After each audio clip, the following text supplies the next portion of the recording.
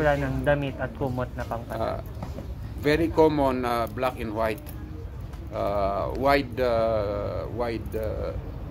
Wide ano yun, wide na stripe na black and white. Yun po yung kumot na ginagamit sa pagpatay. Yung damit naman is very common, yung damit lang, pero tinatanggal yung mga botones at saka mga zipper, tinatanggal yun. Pero sinasama rin yun sa paglibing nung kasama sa kabaong yun. Ano pa po yung mga preparasyon na ginagawa maliban dun sa pag-prepare for the damit at kumot na pangpatay? Yun lang po ba? Yun yung una na tapos pagkatapos noon pag-uusapan na yung kung ilang days, depende na sa pamilya. Yun po yung unang pinaka-move na ginagawa. At pag umagri sila at amenable lahat na ganun ang araw, share na kung sino yung mauuna, kung sino unang magbibigay. Very common kasi yung panganay ang unang magbigay ng unang offering na pig. So pinag-uusapan po within the family. Aside from it po, from the first butcher pala is yung pig na kakatayin is from the property o kaya sa pera ng namatay. Tapos susundan na po ito ng mga kapatid. And then sabi ko nga yung 3rd, 7th, 9 days, yun yung mga time na yung days na yun, ang kakatayin is yung property, yung pera nung namatay, yung magagamit doon, yung animal na namatay, sa mga petsa na yun. 3rd, 7th, and 9th day. Oo. Or kapag umabot po ng 12, pati sa 12? Sa 12 na yun yung natitira kasi mag-asasawa nga sabi ko. Halimbawa, pag umabot kasi ng ganun, may kakayanan, may parang nasa level up na medyo may kakayanan yung namatay. I'd just like to clarify ulit. Sabi mo kanina, sir, yung kapag yung magulang ang namatay, yung mga anak ang expected na entitled doon na magbibigay ng 1 pig during the week. Pero yung mga kapatid po, anong mga instances or sino dapat yung mga namatay at kapatid yung yung mga kapatid nung namatay, they can give an offering also, a pig. Halimbawa, dalawa lang yung anak, yung mabot naman ng 7 days. Kailangan nila ng yung mga offering din ng mga kapatid, pwede silang magbigay during the week. Kami naman magbibigay ng ganito, pero yun is parang sharing yan, that during that day naman na yung kapatid mo, kapatid ng namatay, kayo naman magkakapatid, pwede kayong magbigay ng kapalit sa kanila in return. Pero the priority is given to the children. Yes, obligado yung anak, hindi pwedeng wala during the week. So kapag provided that maraming anak and they are able to provide yung mga kailangang katayin, tama po ba na kapag sa first day ng wake yung panganay, second day? Not really yung first day kasi is yung owner sa namatay muna yun, kasi hindi basta-basta bibiglayin na siyempre maghanap pa sila ng baboy.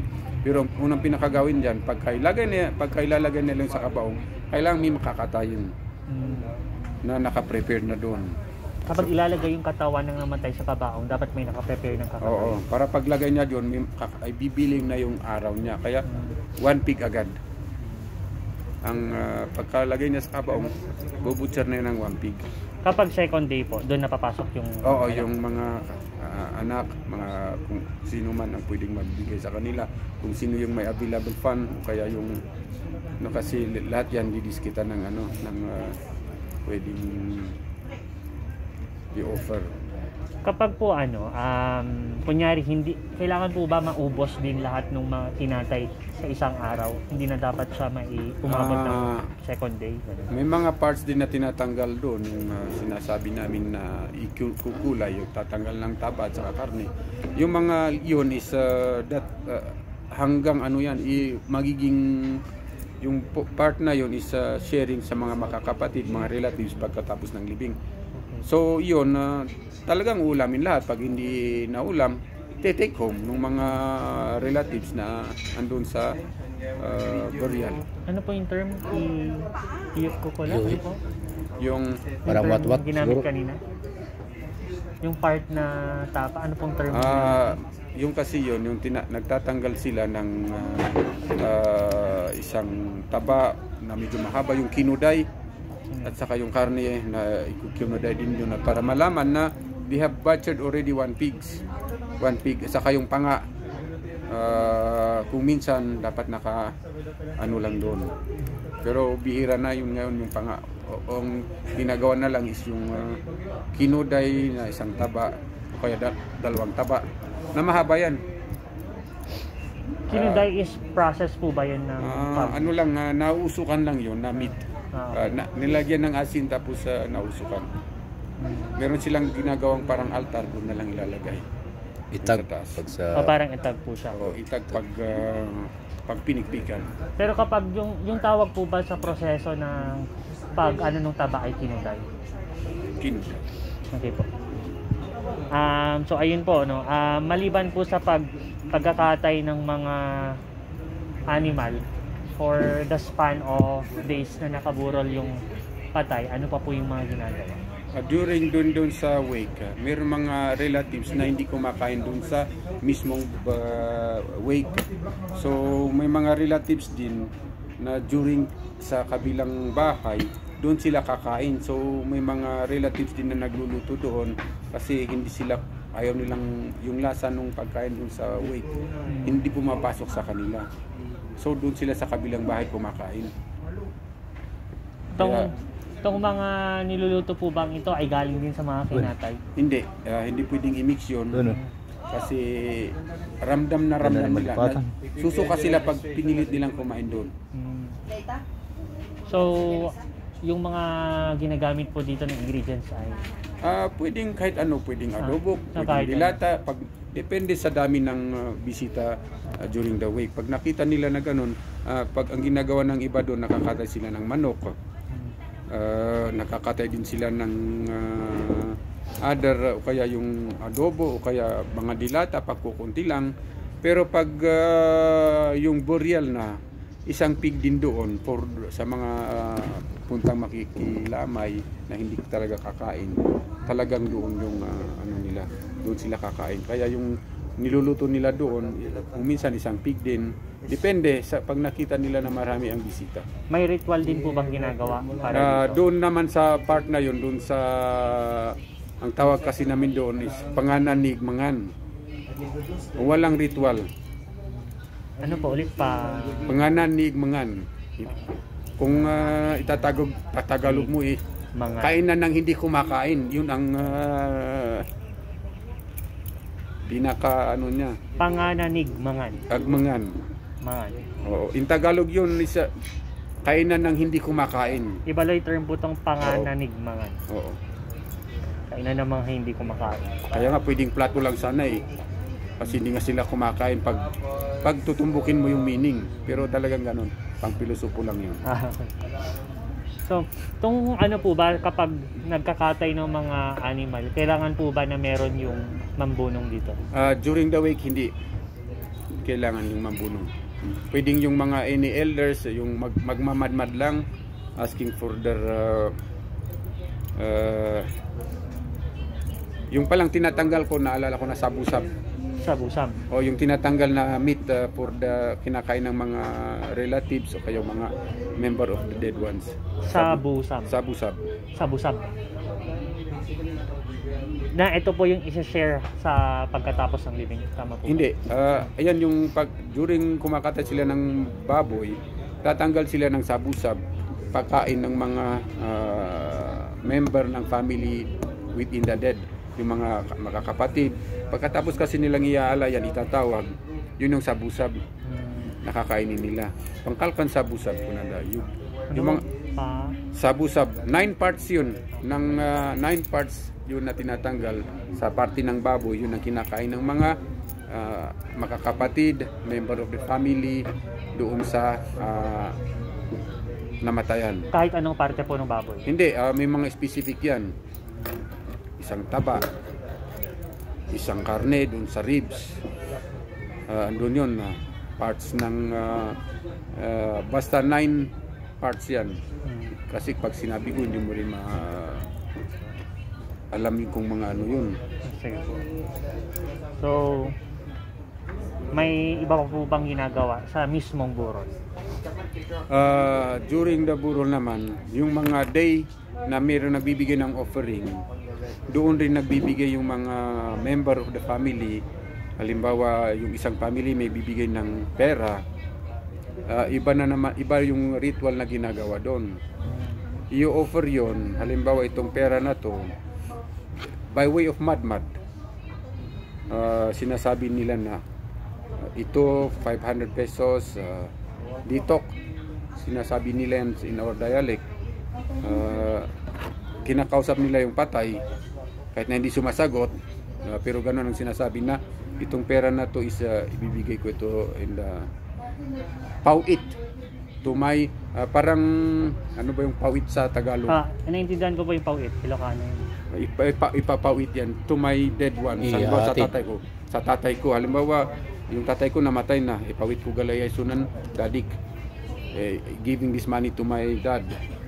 Ano po yung tawag doon sa offering na pera? Dito? Yun yung offering, yung imamadmad mo, sasabihin mo, instead lang na i-donate mo, na pipirma ka doon of donation of 500, pwede mong sabihin na itong pera na to is binibigay ko sa'yo, ibigay mo na lang sa papa ko, sa parents ko. I-mention mo yung namatay. Kaya yung offering na yun is nagagawa lang yun bago sinasama yun dun sa ritual madmad, doon sa bago katayin yung baboy. So bago po magkaroon ng burol? Oo, lahat yung during the days. Basta mayroong magbibigay ng ng offering ng pig. May ginagawang ritual yan, andyan ano, tapos bago nila gagawin yun, may alak, may mga soft drinks. Pwede mo rin gawin muna yon na offering ng pera bago katayin. Okay. Kasi pag lumampas na yon at kinatay na, hindi na nasama dun sa ritual, sa madmad, ang bagsaklong pwede mong ilista dun sa libro lang na nagbigay ka ng 500 may. Pero pag hindi pa kasi ginatay at pwede mong gawin ng madmad through ritual, parang 2 in 1. Ililista mo na dun sa list ng nagbigay ng donation at saka ibibigay mo pang pera yun para sa parents mo na namatay din. Okay po. Itong tinutukoy niyo po pang ditok, ito yung pauit. Tama po ba? Oo, yung pakiulit nga. Ditok, yun po yung offering. Ditok? Yung sinabi mo kanina. Or baka... Oo, walang ditok. Ay, sige. Baka misheard ko po. Pagkatapos naman po ng burol, ano na po yung ginagawa? Pagkatapos ng... Pero balikan ko lang po ulit. Aside from yung pag-aano ng pera, ng mga animals, yun na lang po ba yung ginagawa tuwing mismong burol? Sa span of days na. The last day ng burol yan. Tatawagin kayo lahat mga kakapatid. Sige po.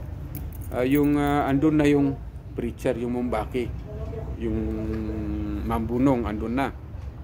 Kakausapin so dito na po papasok yung mambunong. Oo, yung sa last day. Kakausapin kayo kung papayag kayo, so bibigyan kayo ng itatanim. Pag itinanim mo yon, you accept the offering. Yung in-accept mo yung obligasyon na kakatay ka, maghahanda ka ngayon ng 3 pig. Iba pa po yung mga kinatay for the past days. Iba yun. So pagkatapos ng libing at pumayag ka na kasi tinanggap mo, nagtanim ka. Ano pong tanim? Bibigyan ka ng kahit kamote o kaya yung aba, tatanim mo yan. Ibig sabihin yan, tinanggap mo yung obligasyon na mako-comply ka sa coffee. Yun yung 3 pig na sinasabi ko. 3 baboy lang po ang kailangan? 3 baboy pero hindi isang araw yan. Pagkatapos ng libing, magbibilang ka ng 8 days. 8 days. Mag-uumpisa kayo magkapatid na yung coffee. Halimbawa, 5 silang makakapatid. Ito, kahit na 4 lang. At ito yung panganay. Opo. Pagkatapos ng 8 days, pagkalibing, ito magbibigay na ng magkakatay na yan ng isang pig. So, halimbawa, Lunes. After isang pig yan, tapos kinabukasan, umaga, meron na naman isang pig. So, pagkatapos ng 3 days, yung pangalawang kapatid. 3 days ang rotation. Okay. Pero yung pagkatay ng pig, hindi, halimbawa, sa first day na yon, isa sa umaga, kinabukasan. Bali, 2 pigs na ang kinatay mo, ano? Pagkatapos ng rotation yung makakapatid, pagkatapos uli ng 8 days, magkakatay na naman yung back to yung nauna. Yung isang pig. Bali, di 2 pig ng pinatay yung previous, mayroon pang isang pig. Sabi ko 3, di ba? Opo. Pagkatapos ng 8 days, saka naman siya magkakatay ng another last pig. At makakasunod din sila. So, clarify ko lang po. Kunyari po, ito, ngayong araw ang last day ng burol or libing. Tama. Basta nilibing na ngayon dito. Nilibing po ngayon. Tapos, magbibilang po ng after 8 days from the day of the internment or yung paglibing, doon po magsisimula ulit yung ng pigs. So for every child of the dead person, may 3 pig siya na obligasyon na ikakatayin for the span of ilang days po yun. Pagkatapos nga ng 8 days, mauuna yung unang kapatid. Opo. O kaya yung sino ang nakatira sa bahay, pwede rin yun. So, makakatay siya ng pig from the 8th day. Halimbawa, Lunes. Martes, meron pa siyang isang baboy na kakatayin. So, Same person din po yun. Same person, yung panganay yan. Pagkatapos ng 3 days, susunod na naman yung pangalawa. Ganon din ang sistema. Makakatay siya ng Wednesday, Thursday may isang baboy. Kasi Lunes, Martes, Miyerkules, Huwebes pala. Wait lang po. Yung sa Monday, Tuesday, Wednesday, isang baboy lang po yun. Hindi. Yung Monday, isang pig. Opo. Doon sa panganay. Opo. Tapos kinabukasan, meron siyang another pig. And that is Tuesday. That is Tuesday, Tuesday. another pig. Panganay pa rin. Hindi. Pagkatapos noon, di Wednesday, off mo na to. Pagkatapos ng 3 days niya, 3 days pala, alternative, pwede na pala to. Ito na yung panganay. Wait lang, manalilito ako. Oo, pala. Diba, si panganay, Monday siya. Isang pig na yun. Si Tuesday, panganay ulit. Oo. Pangalawang pig po. Tapos, Wednesday, yung panganay. Panganay pa rin. Itong kasing unang nagkatay nito, nakatay niya yung 2 pig, ano? Opo. Pagkatapos nitong Monday, magbibilang uli siya ng 8 days. Sa kanya kakatayin yung pangatlo. Okay po. So, rotation sila. Pagkatapos ng kapatid niya, ganun din ang sistema. Pero yung una muna is every 3 days yung makakapatid. Pagkatapos ng every 3 days nila, every 8 days. Yung panghuli na pig. So, bale sa first 2 consecutive days, isang tao lang yun. Oo. Tapos yung sa pangatlo, susunod na kapatid na. Tapos after 8 days... Pangatlo din. Hindi after pangatlo, halimbawa 3 sila. Kung 2 lang sila, okay. Di magbibilang uli sila ng 8 days. Bago niya yung panganay, bago niya pakatayin yung pangatlong pig. So, matatapos lang po yun kapag natapos na silang lahat na magkakapatid. Oo, rotation. Maliban po dun, yun lang po ba ang nire-require sa kanila after nung living? Yun pag sa mga pagnamatayan, ano? Opo. And then yung kasing gagawa ka ng altar yan. Ang tinatawag nila doon bangkilay. Doon sa ritual na cafe. Kung saan po ginagawa yung cafe na which is the ritual?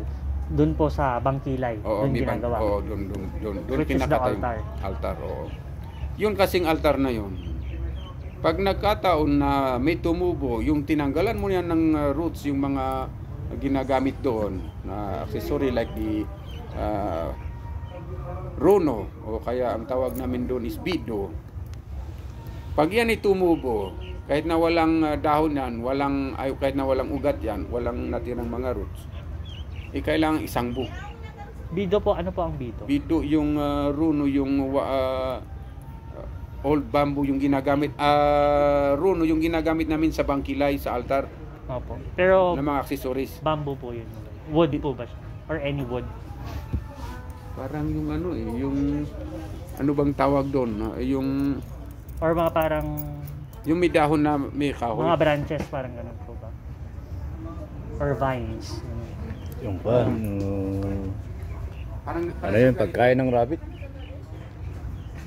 Ganito yung ginawa sa frame. Oh, ganyan. Yung ginawa sa frame ganito. Yan. Mga to. Oh, yan pala yung pinagano sa taas, yung pinagtali-talian na yan. Nagtalian Yan na po yan. ang ginagamit nila sa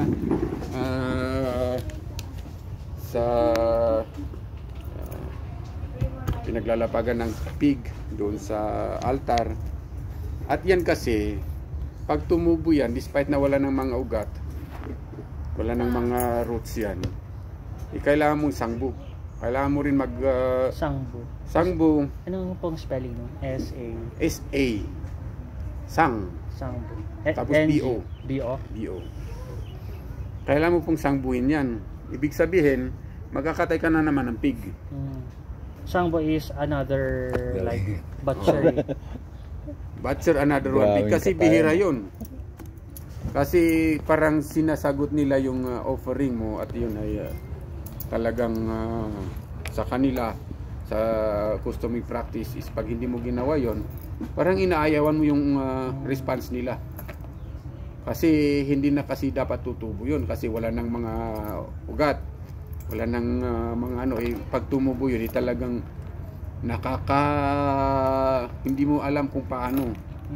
So may ano po ba? May tong pagtubo po ba ng mga yung pagtubo po sa mga bido ay does it signify something positive or negative? It is a positive. It is only for you to, yung sangbo kasi is pag winelcome mo, sangbuin mo. Sa pamahiin ng mga nakakatanda, pag hindi mo sinanggo yan, sayang naman yung So parang in-ignore mo kapag hindi ka nagsangbo.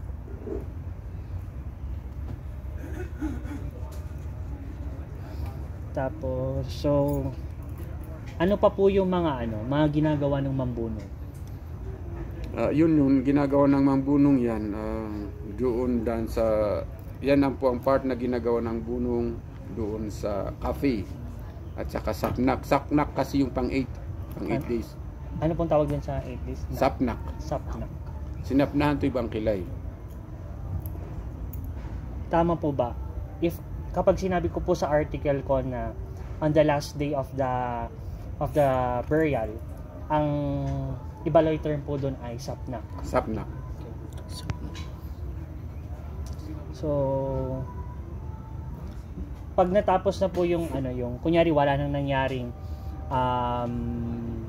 natapos na yung 8 days after natapos na yung obligasyon, may kailangan pa po bang gawin pagkatapos nun? Wala na yun kasi importante dun is may mga makakapatid. Meron ding ibang makakapatid na hindi nagko-comply. Kasi nga sa financial, pag wala nga, paano nga naman magbibigay ng offering yon. Pero parang pag nagkaroon kami ng pera, gagawin namin kasi nga importante dyan is tinanggap mo yung nung nagtanim ka doon sa aba na sinabi ko, tinanggap mo na gagawin mo yung obligasyon. So even not right after the Yes, 8th day, basta kung kailan ka lang may kakayahan na gawin, that's okay. That's okay. Okay. So after the sapnak po, kasi 'di ba yung sapnak is yung last day ng burol.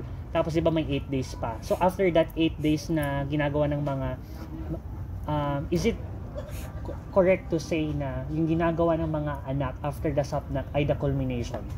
Yun na yung pinaka-last na ritual. For the purpose nung living, yun ang pinaka obligasyon na ginagawa nila. Pero nga sabi ko nga, pag mayroong mga dahilan, halimbawa, yung may tumubo, yun yung additional. So itong mga pagtubo po ba sa mga bido ay randomly happens? Or kunyari, after 2 months nung Oo. tapos may tumubo. Pwede. So ganun. Kasi sa akin hindi lang dun sa tumubo, lahat ba naman dun sa side tumubo. Nakaka-shocking kasi pinicture ko yan noon. Tapos sinabi sa akin ng mother ko, may pera ka ba? Sabi ko, meron naman, kasi inisip ko isang pig lang. Meron pala silang ibang iniisip. Not knowing. Kaya nung sinabi ko, kasi ang alam ko kaya ko isang pig lang. Yung pala naging 3 uli. Kasi may request sila. Kaya kumamot ako ng ganyan. Sabi ko, ano ba yan? Grabe ah. Kasi meron pang idinagdag. Kaya yung mga ganung bagay na unexpected, pwedeng mangyari. What if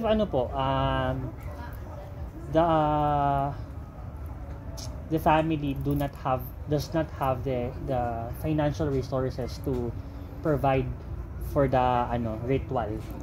Ano po yung pwedeng alternative for these rituals? Or yun? Yung alternative for that ritual, wala. You have to comply. Kailangan, sasabi ko nga, pag wala, pwedeng mag-wait. Hindi pwede yung manok. Hindi pwede. Manok. Kailangan talaga baboy. Talaga baboy. Pero malala ko yung una pala is every 3 days alternative, hindi mo na yung 8 days. Pagkatapos yung 3 days, saka yung 8 pala. So, baliwala yung una pala na 8 days. Basta pagkatapos ng burial, every 3 days na pala. Every 3 days na mga anak. And then pagkatapos ng 3 days, 8 days.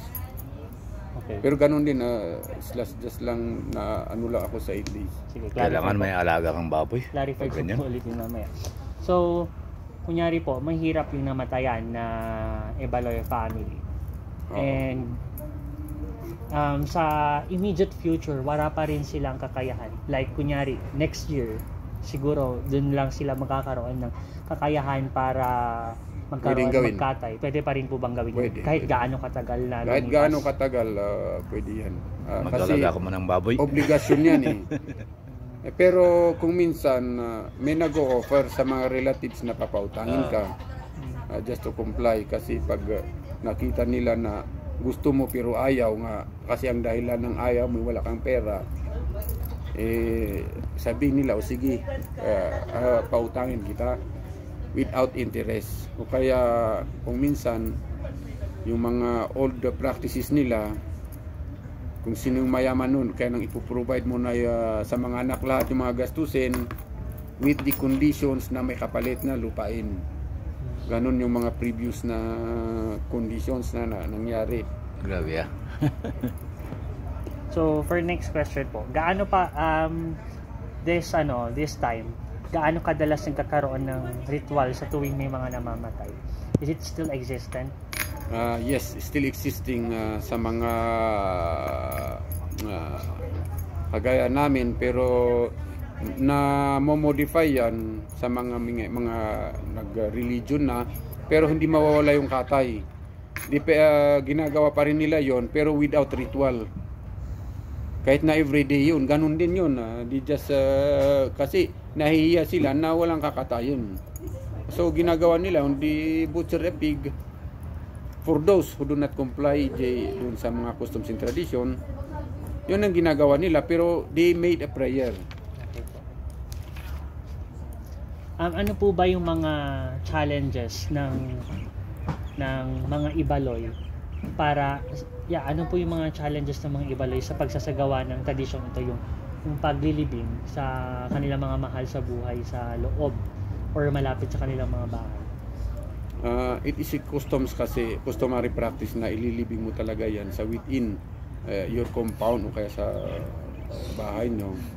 To protect kasi pinakauna dyan, kailangan nila yung magandang libingan, hindi basta-basta nasa water, hindi yung nasa parang critical yung area, matubig,